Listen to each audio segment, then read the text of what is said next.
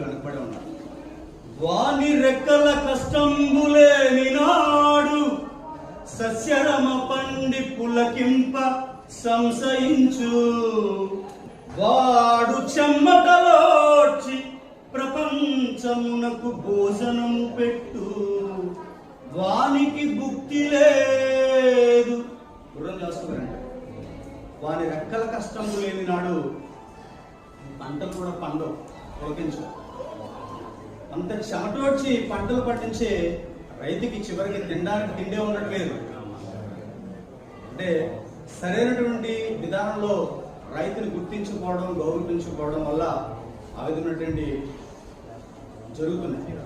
పొలాలనన్నీ హలాల దున్ని హిలాతలములో హేమం పండగ జగానికంతా సౌఖ్యం నిండగా విరామ మెరుగుకు పరిశ్రమించే బలం ధరిత్రి బలికాలంచే కర్షక వీరుల కాయం నిండా కాలు కట్టే గర్మజలానికి ఖరీదు కట్టే నవాబు లేడు అంటాడు శ్రీశ్రీ. అంటే దేనికైనా ఖరీదు కట్టచ్చు.